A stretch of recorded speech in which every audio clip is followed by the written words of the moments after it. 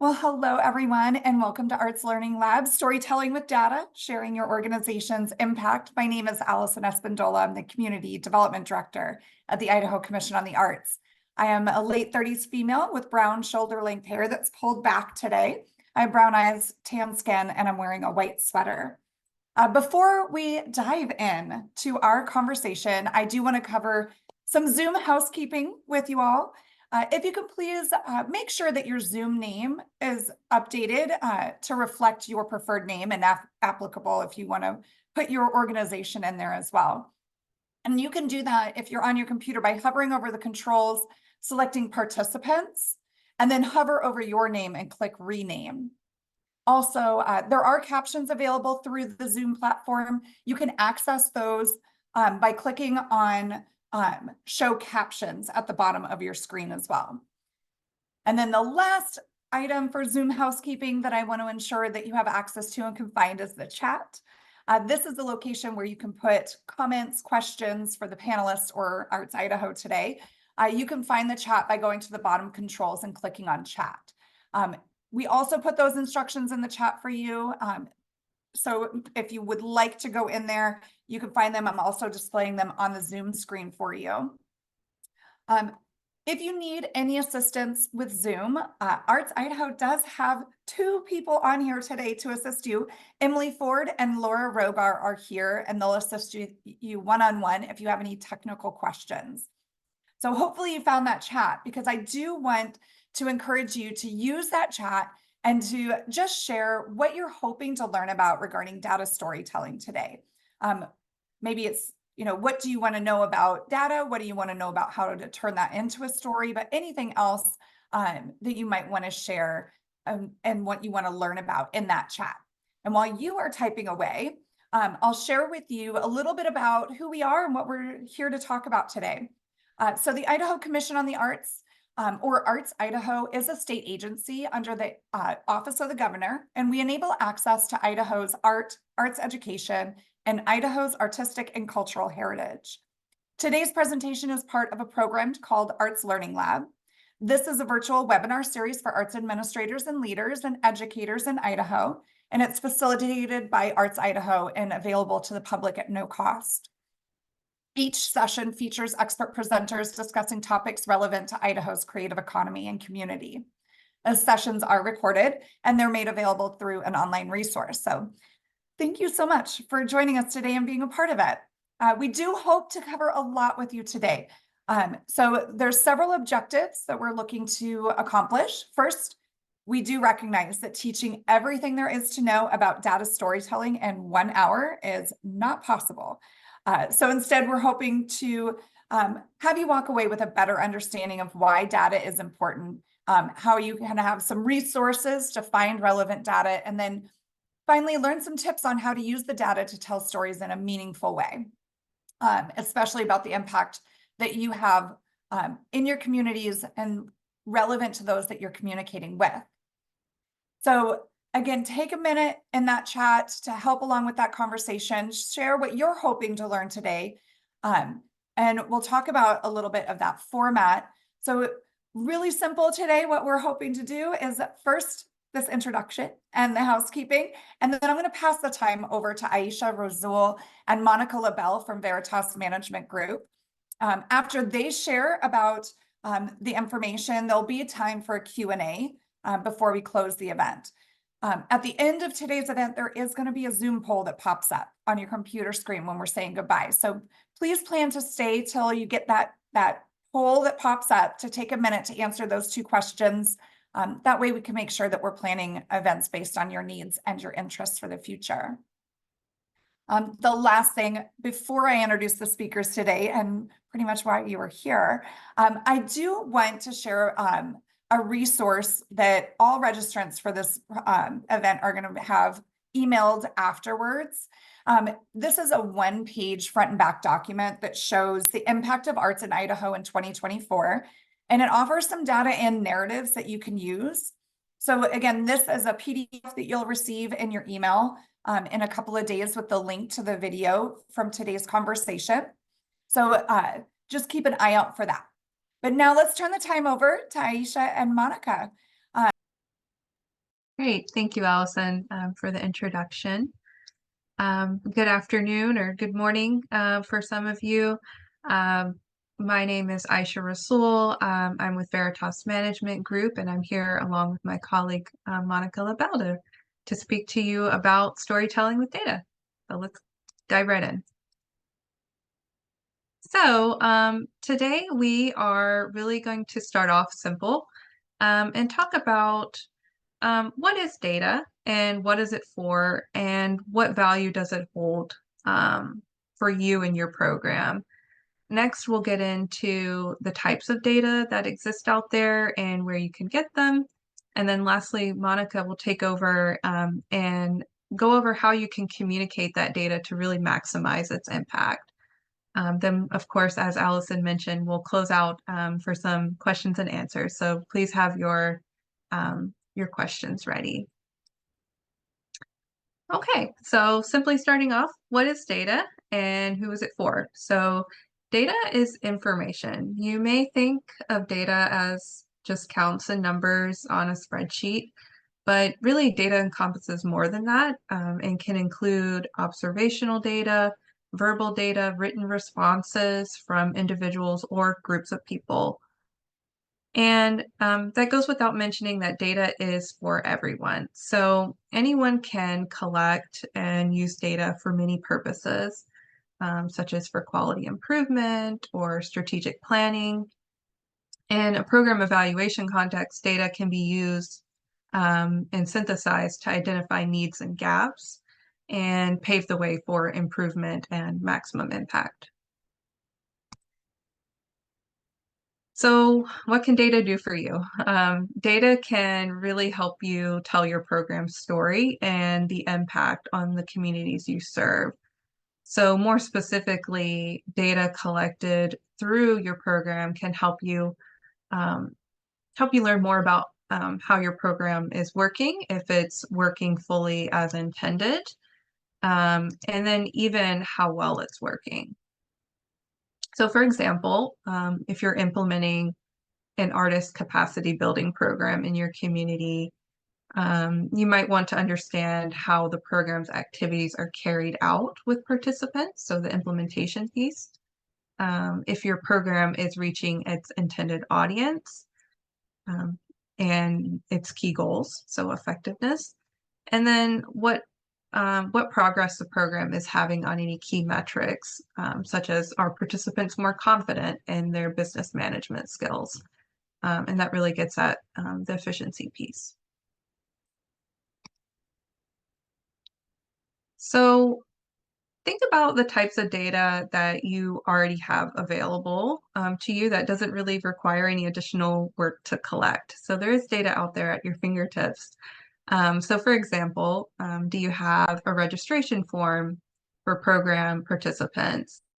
And think about what information that form has on it and how you can use that to inform how your program is working and how well it's working. In addition to readily available program documents, data can exist in descriptions of your program or in similar programs, and even through historical documents like meeting minutes, attendance logs, and funding proposals. So again, think about how you can leverage the data already available to you to help you tell your story. So we talked about the types of data that are at your fingertips. There's also some data that you can generate and collect on your own. And one common one is a questionnaire or a survey. Participants' experiences can be captured with close-ended questions like yes or no, multiple choice, or through things like open-ended questions to understand what they like best and what could be improved. Additionally, data can be represented through photos and videos and other media. These visuals can really provide insight into the program activities in a powerful way. Also, observational data involves that structured observation of program activities. So, for example, A teaching artist may observe a class and make notations about participant satisfaction. Another example might be something like a rubric or checklist that identifies key outputs within the program's activities.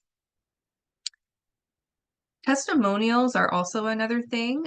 So compelling narratives taken verbally or in written form.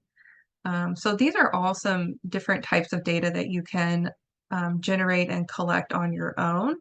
And all of these types of data are powerful in their own way, and they can not only tell your program's story, but can be useful to really weave that feedback into your program's implementation. So now you have all the data from different sources, those at your fingertips and those that maybe you have to collect. So what do you do with it? How do you process it and share it? So here are a few examples in this table using the types of data that I just went over. So kind of starting with some of the qualitative, the questionnaires rather, you can summarize that quantitative data in a chart or a graph. Qualitative data, you can use that you can sift through that and identify key themes and patterns in the data. And those participant responses can be visualized in charts and graphs as well, in addition to things like word clouds or infographics. So all of these can be shared in various types of reports that you might utilize, and as I mentioned, infographics, just to name a couple. So photos and videos can also be used and displayed on program materials, websites, social media, or even various types of written and online reports. In a similar fashion, findings from observations and testimonials can be shared widely through reports, infographics, and other online materials. And then lastly, program documents can be used to summarize your program's demographic and geographical reach, as well as provide context to the foundations of your program. And they can also be shared through various reports, infographics, and even be used in things like grant applications. So getting into the different types of data that for different audiences. So as I mentioned at the start of this presentation, data is really for everyone, and how you present that information can look differently for different audiences. Because at the end of the day, different things matter to different people. And so the example that I have here on the slide, so for example, you're sharing information about workshop participation rates over time. But with organizational leadership and partners, perhaps they would most appreciate a graphic, a line graph that details how participation has changed from one month to the next. Perhaps maybe because they just deployed a new recruitment strategy and they want to see if that's changed since the onset of that new recruitment strategy. And in a similar fashion, funders might find a graph like this interesting because it demonstrates the maximum impact their dollars are having on the community. So taking that same information, but maybe perhaps for program or workshop participants and community members who aren't familiar or not inclined to look at charts and graphs. So perhaps they would want a basic quote: music workshop participation has nearly tripled from January to April, along with a photo that reflects the community or program's activities. Because to this says, okay, oh, the music workshop is really gaining popularity, so I might consider joining. So in summary, just think about the story that you're trying to tell and to whom. And yeah, so now I'll pass it over to Monica, who will talk more about how you can communicate data to really maximize its impact. Monica?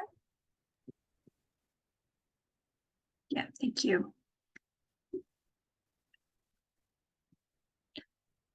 Yes. So thanks, Aisha. And so Aisha just spoke to the importance of starting with who your audience is. So when you're thinking about how to take the data that you have and turn it into a way to tell your story, you start with who your audience is. Your audience matters because your audience is going to help you to determine what story it is that you want to tell. And in order to tell what story you want to tell, you want to think about your program itself and identify, what does success look like? If you have succeeded with your program, what does that success look like? And so to illustrate some of the different ways that you might tell a success story, we have a few examples here, and we'll start with a video.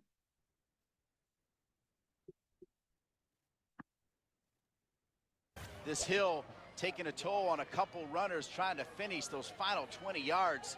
Wow. Yeah, you can see what a tremendous show of sportsmanship as you've got an athlete who can't quite make it, and they've got a team, a girl from another team trying to help her to the finish line so she can finish the race. That's what the sport is all about. Oh my goodness. This is just incredible. The sportsmanship phenomenal as you see those final yards there. As you see Clemson and Louisville helping the Boston College runner. That's Tate and Pease. And the Boston College runner can't even lift her legs right now. She'll try to cross the finish line. What a shot right here at Wakeman Soccer Park in Cary. But you sacrifice your own position to help another athlete finish what they started, and that's a true sportsmanship. Thank you. And so that video is an example of a success story, and perhaps it doesn't look like that at face value. But if you juxtapose it with the other two images on your screen here, really you have three different versions of what success looks like for the same sort of phenomenon. So each of these represents a race, the results of a race, right? The video you just saw is showing a young woman who did not win the race. Not only did she not win the race, but she sacrificed her own leading position in the race in order to help a rival across the finish line. Did she succeed? Not in the sense of winning the race, but she succeeded in demonstrating an exemplary moment of sportsmanship that if it does nothing else, it inspires. You have two other examples here on the screen of race results that are telling two other success stories. On the left, you have Christopher here, who ran the race, did not finish first, didn't even place in the top 10. But Christopher, you can see he has a smiling face. He's pretty excited. He had a personal best that morning. So Christopher succeeded for Christopher. Did he win? He did not. But he succeeded in besting his own time. And then on the right, you have a sort of colorless, pretty perfunctory chart. And this chart lists in order the race results and shows who won and in what age group and in what kind of context he or she won. So each of these is an example of a success story, and each of these is telling the story of a race. What success looks like for each of the audiences that these stories are trying to speak to is very different. One is a story of success in sportsmanship, in actually losing on purpose. Another is a personal success, right? And the story is told with that, it's made it so personal that you see the guy's smiling face. It's meant to connect you to the person himself. And then the third is simply a list. It is less personal. It is less visually compelling. And it is meant to convey to you who won. It is a simple message of who won. And a list, and this is a kind of a list that you might receive in an email if you had participated in the race, or that you might receive, you might see it in the newspaper or something like that. So all of these to say that kind of attached to what Aisha described about identifying what kind of visual representation might speak to what kind of an audience, you want to take that knowledge of what audience you're trying to communicate to and think about what success would look like to that audience. So when you're thinking about how to tell your story, you start with those two things. To whom are you trying to tell your story? And what would success look like to that audience? Okay, next.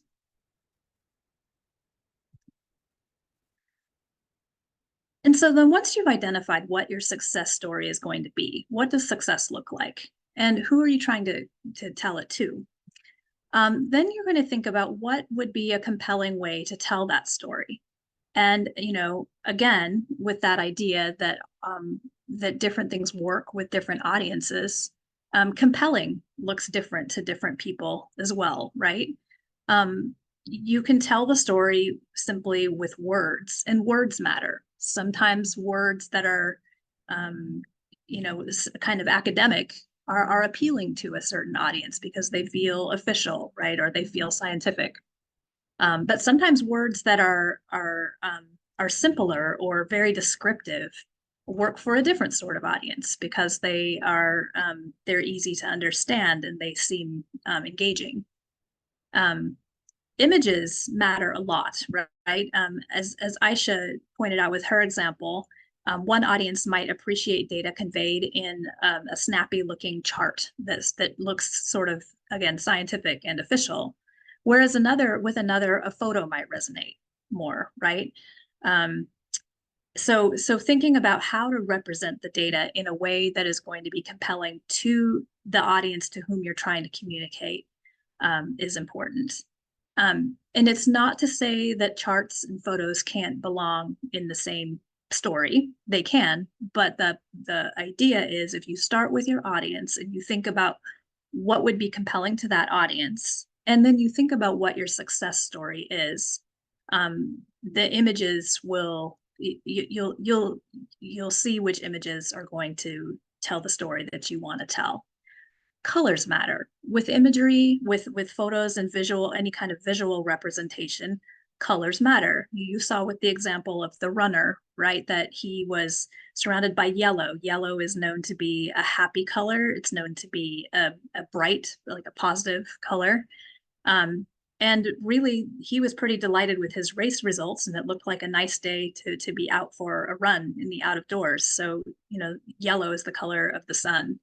The colors matter. So, you know, people might think of green as being a color of nature or a color of good health or a color of go. Blue is known to be a calm color, right? So colors matter. It's not just a matter of choosing a color because you like pink. Colors can also have symbolism attached to them. They can be associated with logos or mascots. And so thinking through all of the details of your visual representation, every bit of it matters. Simpler is better, right? You could see in the graphic with our friend Christopher, for example, that the message that the graphic was trying to convey was clear and upfront. Christopher had a personal best. That's the message. That's the success story. Done. The other one, the graph that had a list of 10 people, you had to sit with it for a minute to figure out, wait, is the top one the one who placed first? Did all the ones with a 1 next to them place top in their age group? Like, what was going on? It was less simple, and so it took you longer to process what the story was. So simpler is always better. Fewer colors are better than a lot of colors. And then sounds. Sounds can be a compelling way to tell a story, particularly for if you're working with anyone who is visually impaired, but even if you're not, sounds matter too, right? So if you take the example of the video story that we shared, there were sounds that were, so there was the announcer announcing the race calling the race in real time. That is a sound that it gets it gets you going. It pulls you in because you want to know who's going to win too. You're there with him. But you could have told the same story without a commentary. You could have told it with, Chariots of Fire playing in the background, and that would have been a different sort of inspirational, kind of cinematic, feel-good way to tell the same story with sound. So sound matters too. Any way that you are thinking about representing your story, all those little pieces matter. And so starting with who your audience is and what's going to be compelling to that audience. And then thinking about, again, what is the success story that you're trying to tell? An announcer calling a race isn't the right sound for every story. Next, please. Okay, so the components of a complete story. Any of you who have taken, a writing workshop, maybe a creative writing course in college, anything like that, you may have seen some variation on this before. And that's because stories are, fictional stories are no different from stories that are about real data and real programs, right?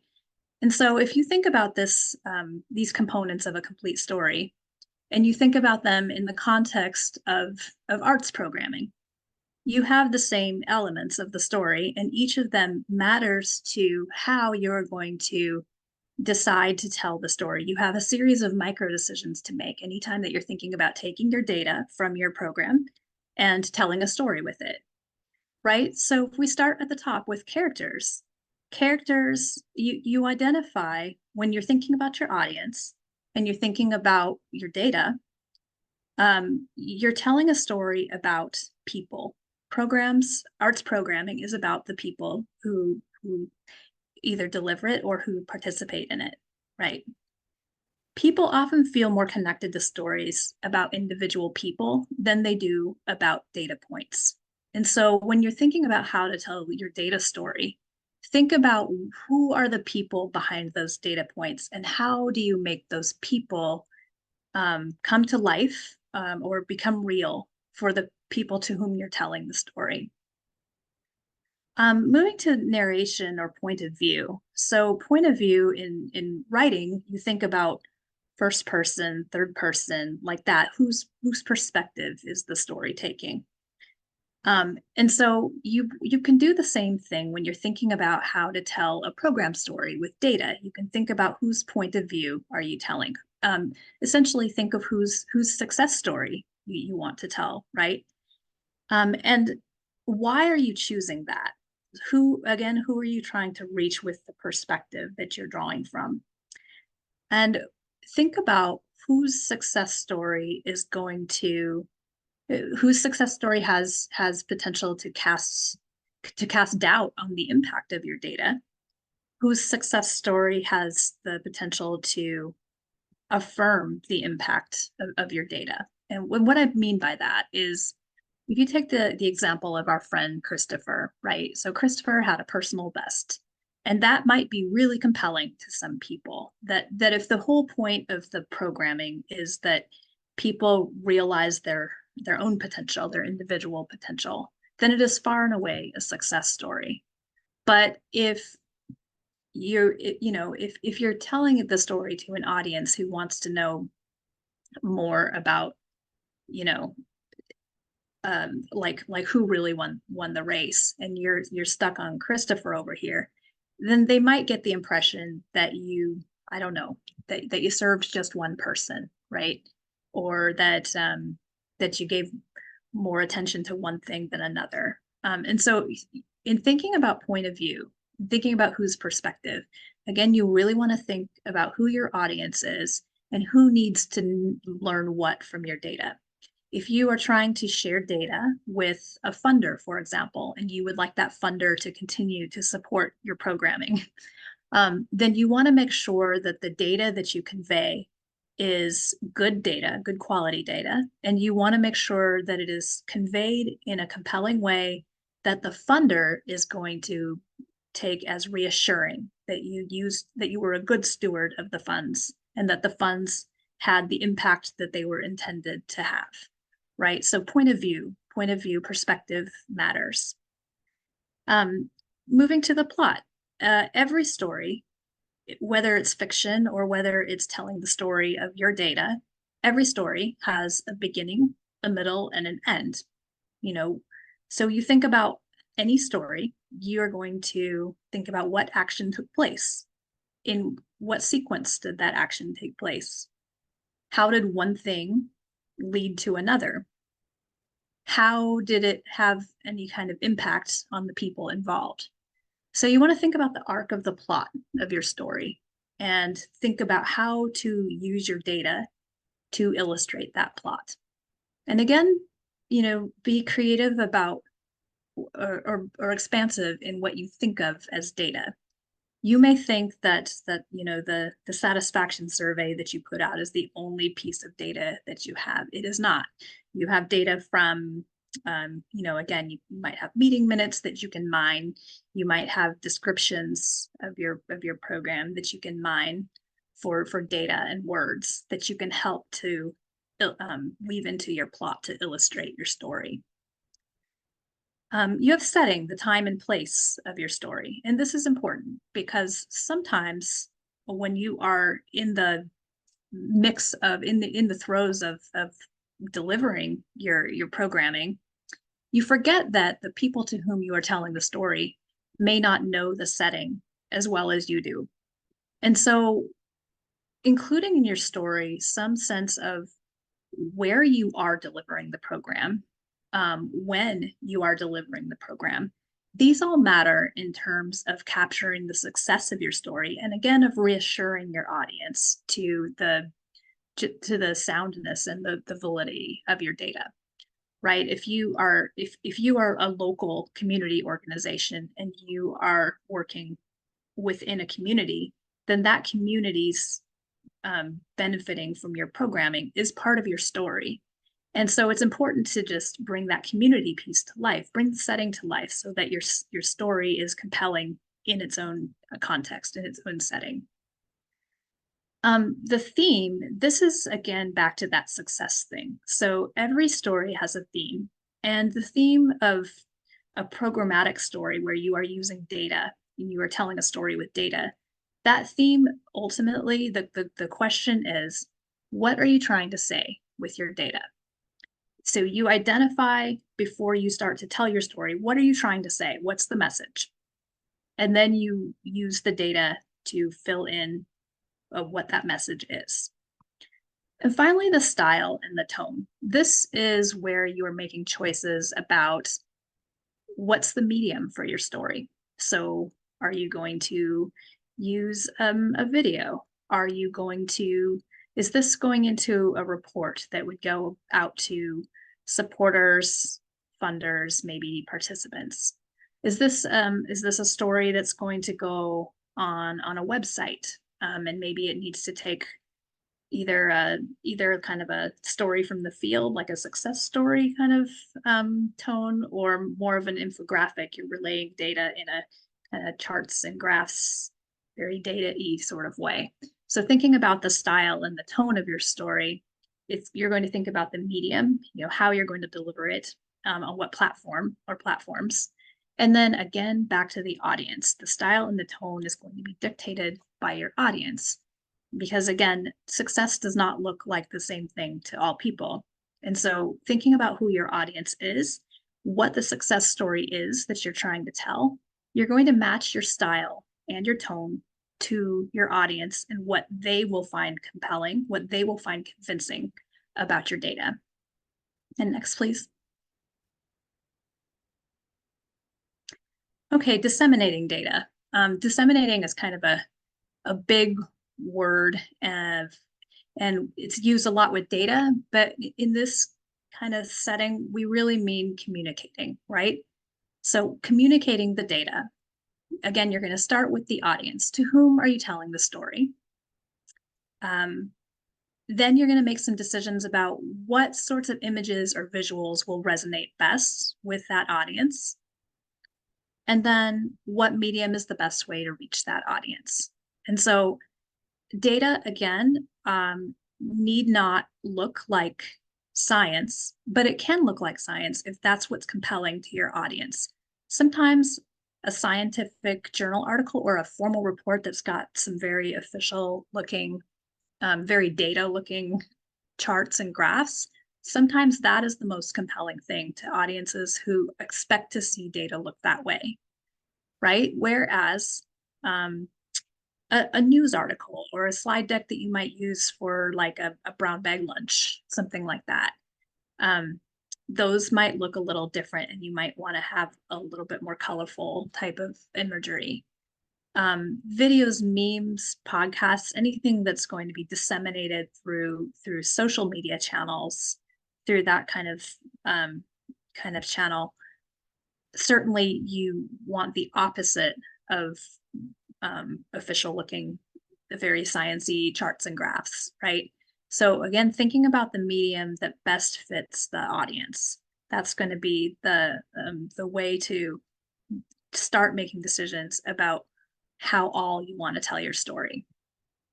And so, kind of to recap, Aisha started off by conveying that that data is for everyone, right? So you don't have to be a data scientist to use data, to interpret data, to figure out how to communicate data. Data is for everyone. You already have data. So working in the arts and arts programming, data need not be a huge chore where you need to go and collect collect primary data, collect questionnaires, do analysis that's maybe beyond what you're trained to do. Data is actually pretty accessible. You have a lot of data already that you can mine that you may not have been thinking of as data. And you have data that you can generate. You can capture compelling photos. You can do simple questionnaires that will simply summarize some stories for you. Data need not be intimidating, and it need not take away from all the other demands on your limited resources. Knowing your audience is probably the most important thing about figuring out how to tell your data story. So you're likely in your work to have more than one audience to whom you need to communicate the data. That doesn't mean you need to, do more work to tell more stories, but it does mean that you can take the very same data and tailor the same data to different audiences with different imagery, different color choices, different media. And then finally, thinking about how you define success. How you define success is going to determine what the plot is for your story, and it's going to help you to make all of those series of decisions about what kinds of images to use, what sorts of words to use, what kind of media to use to convey those things, what kind of sounds are going to best illustrate your story. Next, please. So we have a couple of discussion questions here, and I saw at least one come through in the chat, but we'd like to open up the floor now, and we made sure to leave some time today, because what we've tried to do is give you really, as Allison described it at the top of the meeting, just a sampling of the different ways that you can think about telling a story with your data. And as Allison rightly said, in an hour, you can't get to all of the techniques to tell your story. So let's open up the floor now for discussions, and we can answer some of the questions that you might have. Let's see, I'll start with the chat. And there's one question in the chat. What would be the most important data to collect, especially when you have limited capacity to capture the data? For example, your facilitators are focused on students and parents, etc. This is an excellent question, and I think that it probably resonates with everybody listening here, right? When you are when you are working in this kind of field, you have limited resources. It's just a fact of life. It's the way it is. And sometimes that limited resource looks like your person. You are limited because you have to wear 10 different hats to carry out your job. And so adding an 11th hat where you have to tell your story, it's like, oh, come on. Right. And so the most important data to collect when you have limited capacity, I think the way to get at that question, I mean, without me just sort of saying it depends, which it does, is to think about, first of all, what data do you already have, right? So data that you don't have to collect, that you already have access to. You have access probably to participation data, right? You know who shows up every day. You probably have attendance records, things like that. You have enrollment records. You have those kinds of data that you are not thinking of as data, but that do tell a story of how people are engaged and how many people are engaged, and maybe what your reach is if you have any kind of demographic data to go along with that. In terms of data that you can collect on top of that, this is where if you do a little homework, if you do a little thinking about what success story you want to tell, that will drive what's the most important data to collect, right? So if you've decided you're going to tell a success story on, you're going to have a couple of student highlights, right? You want to bring like individual students to life for people who never get to actually interact with the students. Then you want stories that are going to make those students real. You probably want testimonials. You probably want some photos.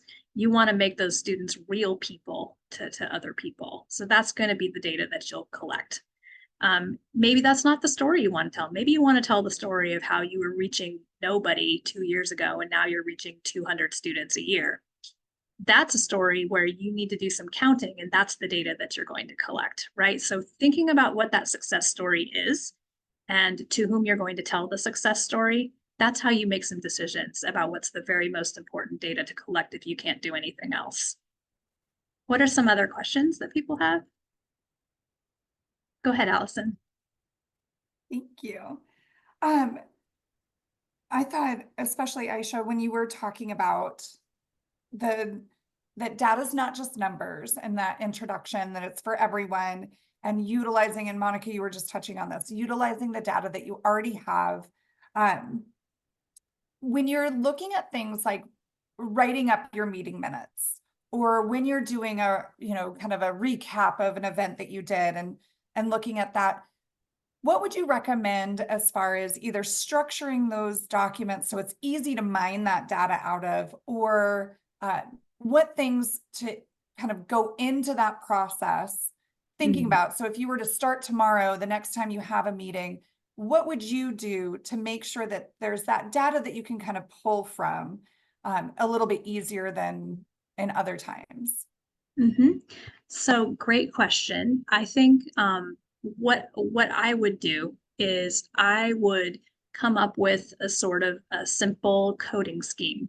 That sounds really data-y and very, social science-y, but it's really not. What I mean by a coding scheme is you're going to make yourself a little table. You could make it in Word or Excel, and you just make a little, a little 2x3 matrix, something like that.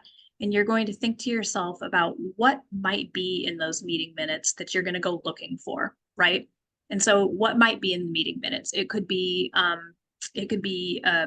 suggestions that people had. It could be, it could be who all showed up for the meeting. It could be, how long was the meeting? That can matter because you want to make sure that you are, not running over every time, like that you've allotted enough time for the meeting or enough frequency for the meeting. So make yourself a little code book, basically, of what you're going to be looking for in the minutes.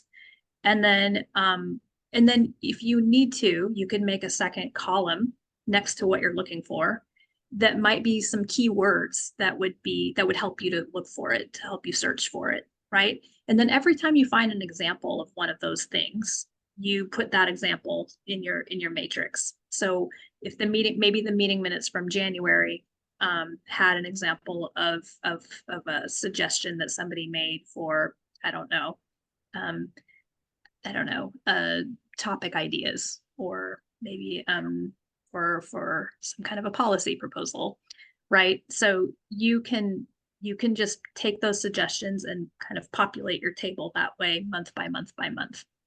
So that's how I would go looking at retroactive data. Is I would think about what I would expect to see in there, and I'd make myself a little code book, and then I just sort of like populate a little table. If I were trying to set up meeting minutes in order to be mined later, like now I'm looking forward and I'm thinking, well, how can I use this data more effectively going forward? I would make a template for your meeting minutes. So now you have somebody who's going to be taking the minutes in a systematic way every month. And every month, there's going to be a category that looks like this and a category that looks like that. And so it's organized in exactly the same way every single time, and it should make that kind of mining process much faster at the end. Thank you. That's fantastic. I love the idea of a template. I'm a sucker for templates. Yeah. Right. And you always have to have a volunteer note taker for stuff like that. So if you can make their job easier so it doesn't seem like such a chore. I was like, man, she's talking to me. Monica's got my number when you were saying, not just because you like the color pink, because that is my go-to. I was like, oh, you know me. But I loved how you touched about color theory. Is there a resource for those that maybe are not in the visual arts or that don't have that background in color theory, where they could have a quick reference sheet of, okay, here's the story that we want to tell, here's who we're trying to talk to, and then a way that they can kind of pick the color schemes that would help reflect that storytelling? Mm-hmm. Yes. So kind of within the world of program evaluation, which is what Aisha and I do, there is a person who's really well known for having taken color theory and applied it specifically to like data use. And her name is Stephanie Evergreen. I'm going to drop a link in the chat in a minute, unless Aisha beats me to it. So Stephanie Evergreen, she's got a pretty active blog and has written a couple of books on the topic. But she really takes color theory and applies it specifically, sort of narrowly, to data communication. And she's really trying to do it for like real people like us. So you don't have to know, you don't have to know so much about color theory to actually apply it in your real life. She has ideas in there for what makes a good slide, right? Like how many colors do you have on a slide before it is just too much information to process, right? What kind of font choices can you make? And what colors do you use within those font choices to make them visually easy to read for most people? What kind of color choices do you make if you're anticipating that either you're communicating a story to visually impaired people or to people who might print it off on a printer in black and white? Those kinds of things that are, just the sorts of decisions that you or I would have to make in order to tell our data story. What are some other questions that people have or comments? I feel like I took a lot of time for the questions, but I took a lot of notes as well. So thank you both for sharing all of this wealth of information. I think we'll go ahead and we'll wrap up the discussion and then the Q&A today. But if any other questions do pop up for those that are participating, please feel free to reach out and I can talk with Monica and Aisha about that and hopefully get you an answer or point you in the right direction as far as information goes. But hopefully you got some good information. You found some meaningful resources that you can chat with and you can talk about. While we're closing up, you should see a Zoom poll that popped up on your screen. So please take a second to fill out those 2 questions for us so that we can better prepare and provide information to you in a way that will make that positive change in your work environment as you're moving forward.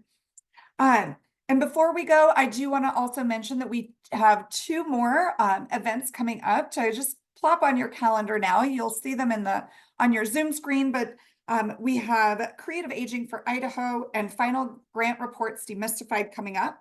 So on Tuesday, June 18th, 2024 at 4 p.m. Mountain Standard Time, Laura Rogar, Arts Learning Services Director here at Arts Idaho, will be discussing with panelists how hands-on learning can benefit the physical, emotional, and social well-being of older adults.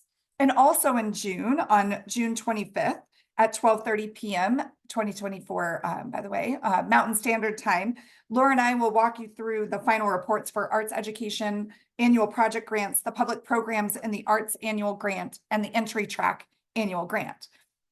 So if you are curious about grants and especially curious about the final reports for our annual grants, please make sure to put that on your calendar and tune in with us. You can learn more about these webinars and all the other events that are coming up and deadlines for grant applications and such on our website at arts.idaho.gov, or you can follow us along on social media. But thank you so much for everyone who joined us today. And thank you to our amazing presenters, Aisha Rasul and Monica LaBelle from Veritas Management Group. So appreciate your time and expertise today and sharing that information. And we hope to connect with all of you again soon. Have a good rest of your day.